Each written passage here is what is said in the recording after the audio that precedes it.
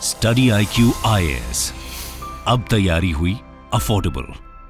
1900, 1904, 1908 और 1912 इन सब ईयर्स में आपको एक सिमिलैरिटी दिख रही होगी। ये सभी ईयर्स 4 से डिविजिबल हैं और हमारे कैलेंडर के मुताबिक जो भी साल 4 से पूरी तरह से डिविजिबल होता है वो लीप ईयर होता है। लेकिन ये इतना भी आसान नहीं है, क्योंकि 1900 भले ही 4 से डिविजिबल है लेकिन वो लीप ईयर नहीं था, क्योंकि 1900 4 से तो डिविजिबल है लेकिन 400 से नहीं है, इसलिए उसे लीप ईयर नहीं माना जाएगा।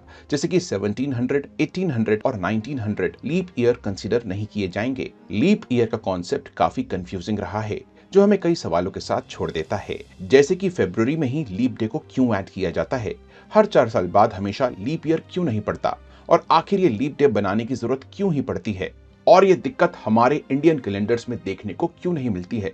क्या हमारा इंडियन कैलेंडर्स वेस्टर्न कैलेंडर से ज्यादा एडवांस है?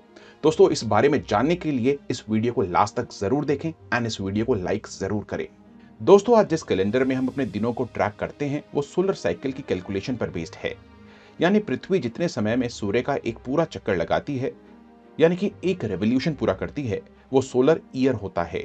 इस एक सर्कल को पूरा करने में 365 डेज, 5 आवर्स, 48 मिनट्स और 47 सेकंड्स का समय लगता है, जिसमें से 5 आवर्स, 48 मिनट्स और 47 सेकंड्स को शुरुआती कैलेंडर्स में इग्नोर कर दिया जाता था, जिस वजह से उस समय की सिविलाइजेशंस के कैलेंडर समय के साथ इनएक्यूरेट हो गए एंड इस वजह से उनको बहुत दिक्कतों का सामना करना पड़ा। दोस्तों, प्री हिस्टोरिक एरा में इंसान जब समय को समझने की कोशिश कर रहा था, तब उसके लिए साल से ज्यादा इंपॉर्टेंट एक दिन हुआ करता था। वो सूरज की रोशनी के साथ उठते और दिन ढलने के साथ अपना काम जैसे कि शिकार और खाने का इंतजाम करके सो जाते।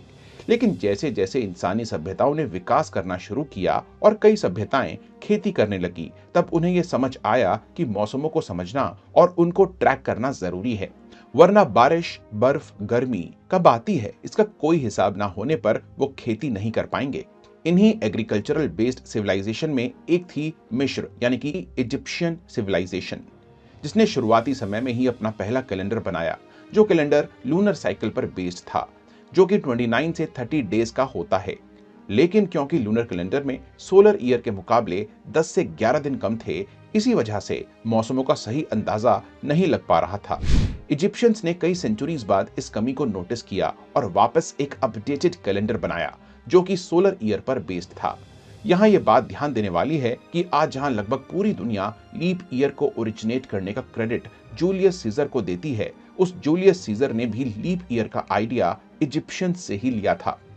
हम यहाँ रोमन कैलेंडर की बात इसलिए कर रहे हैं क्योंकि आज हम जिस ग्रेगोरियन कैलेंडर का इस्तेमाल कर रहे हैं वो एक रोमन कैलेंडर ही है। ऐसे में इसका ओरिजिन और इसकी हिस्ट्री समझना काफी जरूरी हो जाता है। दोस्तों, करीब 8 सेंचुरी BC के आसपास रोमन सिविलाइजेशन में 10 महीनों वाला लूनर कैलेंडर इस्तेमाल किया जाता था।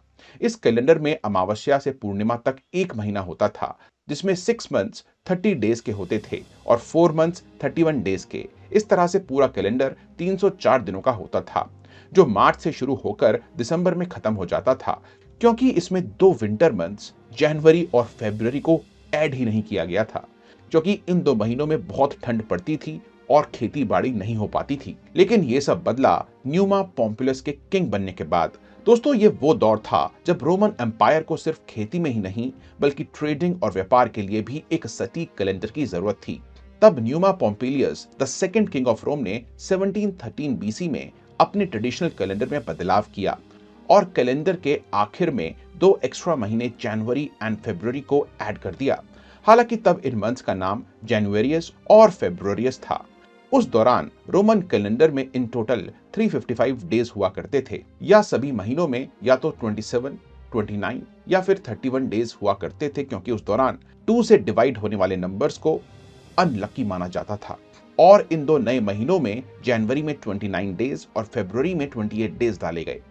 फरवरी को इवन नंबर में रखने के पीछे का कारण था कि पोम्पिलियस के कैलेंडर में 355 डेज थे, इसीलिए उसे 12 मंथ्स में बांटने के लिए एक महीना इवन होना जरूरी था। इसीलिए उन्होंने फरवरी को 29 डेज का कर दिया, क्योंकि वो आखिर महीना होता था। लेकिन इस नए कैलेंडर के आ जाने के बाद भी रोमन्स को बहुत सी प्रॉब्लम्स फेस करनी पड़ी।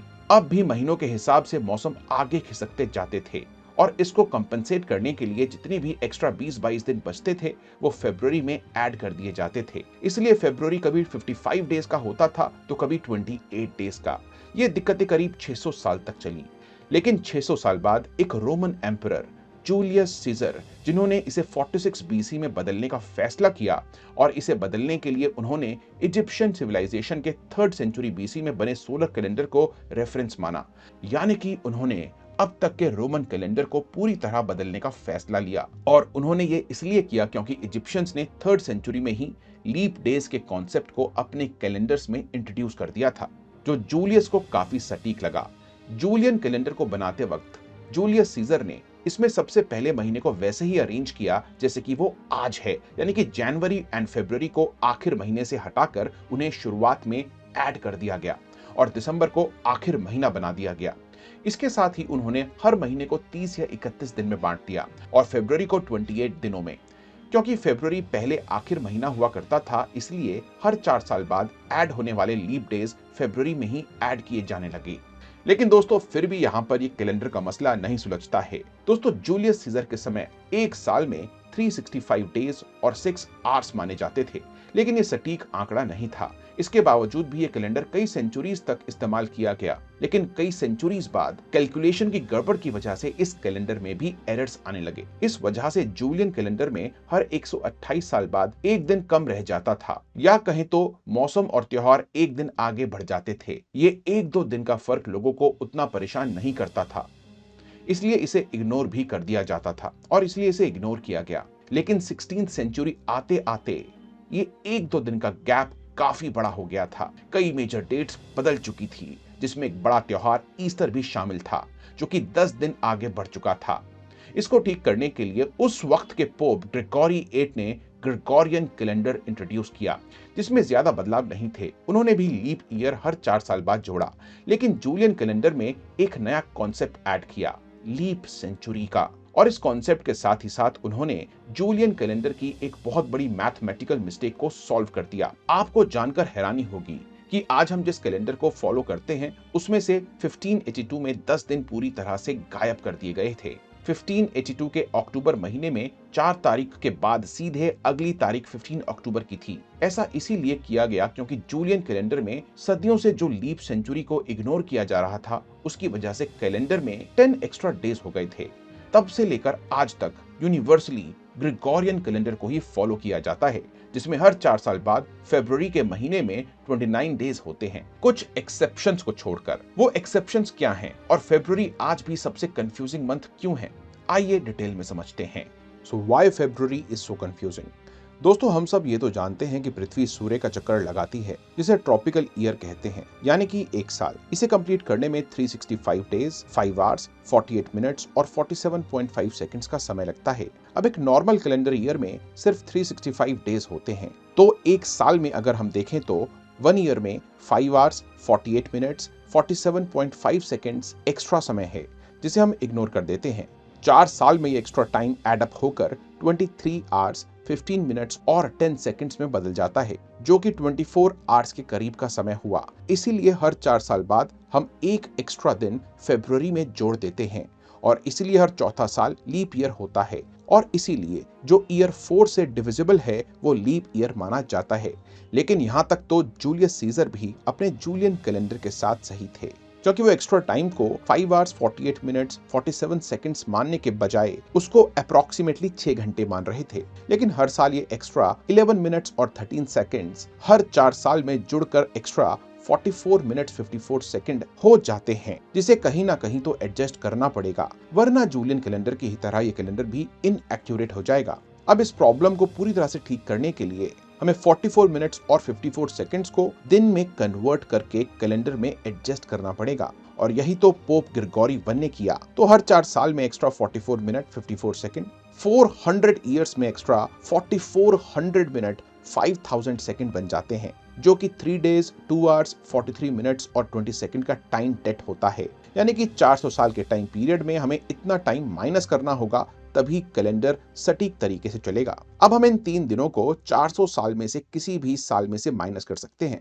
लेकिन इसे लॉजिकल बनाने और याद रखने के लिए हम हर 400 ईयर्स में 100th, 200th और 300th ईयर को लीप ईयर काउंट नहीं करते। यानी कि इन सालों में जो लीप डे हम ऐड करते हैं उसे ही हटा दिया और हर 400वें साल में वापस से लीप डे फरवरी में जुड़ जाता है। और दोस्तों, इसी कॉन्सेप्ट को लीप सेंचुरी कहते हैं। इस कॉन्सेप्ट को याद रखने के लिए कहा गया कि हर 4 साल बाद लीप ईयर तो होगा, लेकिन अगर वो सेंचुरियन ईयर है, यानी कि साल के लास्ट में 00 आता है, जैसे कि 2100, 2200, 2300 एक्सेट्रा, तो उसे लीप ईयर तभी माना जाएगा जब वो 4 से डिविजिबल हो, पर साथ में 400 से भी डिविजिबल हो। लेकिन अगर आप ध्यान दे रहे हैं तो यहाँ भी एक कमी रह गई, क्योंकि हमने 3 डेज तो माइनस कर दिए, लेकिन अभी भी 2 hours 43 मिनट्स और 20 सेकंड्स का एक्स्ट्रा समय बचा रह गया है।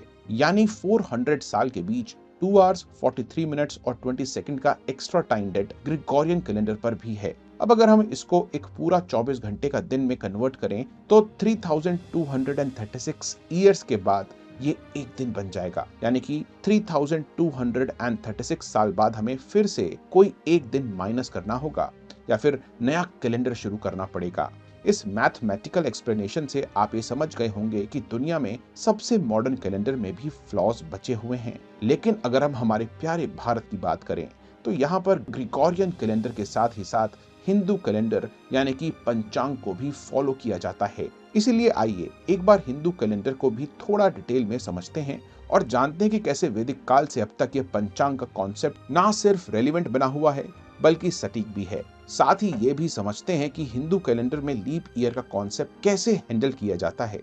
दोस्तों, जिस तरह से ग्रिगोरियन कैलेंडर सन को फॉलो करता है, उसके उलट हिंदू कैलेंडर ना सिर्फ सन बल्कि मून की गति को भी ध्यान में रखता है। इसलिए इसे चंद्रसौर यानी कि ल्यूनी सोलर कैलेंडर कहा जाता है, जिसमें पूरे साल को मापने के लिए सूरज की परिक्रमा में लगने वाले 365 दिनों को गिना जाता है, जबकि एक महीने को मेजर करने के लिए लूनर साइकिल को फॉलो किया जाता है। हिंदू कैलेंडर में हर महीना 30 तिथियों को मिलाकर बनता है और एक तिथि 19 से 26 घंटे की हो सकती है। यानी कि ग्रिगोरियन कैलेंडर की तरह हिंदू कैलेंडर की तिथि 24 घंटे के फिक्स टाइम वाले कॉन्सेप्ट को फॉलो नहीं करती। इसलिए बहुत सी प्रॉब्लम्स जैसे कि लीप ईयर और लीप सेंचुरी अपने आप सॉल्व हो जाती हैं। लेकिन हिंदू कैलेंडर का अपना एक लीप मंथ होता है। वो इसलिए क्योंकि सोलर साइकिल और लूनर साइकिल में करीब 11 दिनों का फर्क है, क्योंकि लूनर साइकिल 365 के बजाय 354 दिन का ही होता है। इसी वजह से हर 3 साल बाद करीब 33 डेज एक्स्ट्रा बच जाते हैं, जिसे अधिक मास के रूप में हर 3 साल बाद जोड़ लिया जाता है। यानी हिंदू कैलेंडर में हर तीसरा साल 13 महीनों का होता है और यही 13वां महीना हिंदू कैलेंडर का लीप मंथ होता है, जिसे अधिक मास भी कहा जाता है। यह महीना सावन महीने के बाद आता है और यही मंथ एडिशन आज तक इस कैलेंडर को सटीक बनाए हुए है। लेकिन इसकी खासियत सिर्फ इतनी ही नहीं है, क्योंकि हिंदू कैलेंडर सूर्य और चंद्रमा के अलावा राशियों, नक्षत्रों और ग्रहों की गति को भी ध्यान में रखता है, जिस वजह से इनकी एक्यूरेसी और साइंटिफिक टेम्परामेंट और बढ़ जाती है। यही वजह है कि 22 मार्च 1957 को ग्रिगोरियन कैलेंडर के साथ ही साथ शक संवत वाले हिंदू पंचांग को पूरे देश में मान्यता दी गई। तो भारत की परंपरा, उसकी कृषि प्रधानता और संस्कृति के लिहाज से आज भी हिंदू कैलेंडर ही सबसे एक्यूरेट है, जो अपने लीप मंथ को बड़ी सावधानी से वैदिक काल से ही हैंडल करता हुआ आया है, जिसे हैंडल करने में आज भी मॉडर्न कैलेंडर्स कहीं पीछे नजर आते हैं।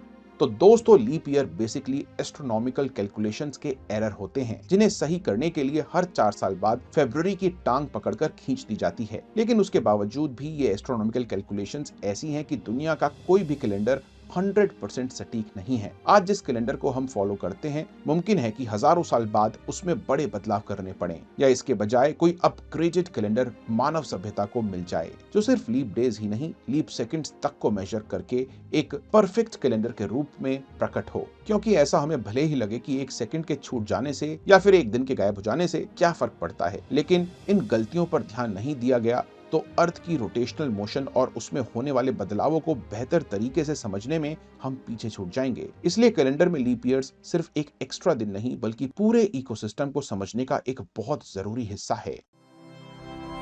स्टडी IQ IAS, अब तैयारी हुई अफोर्डेबल।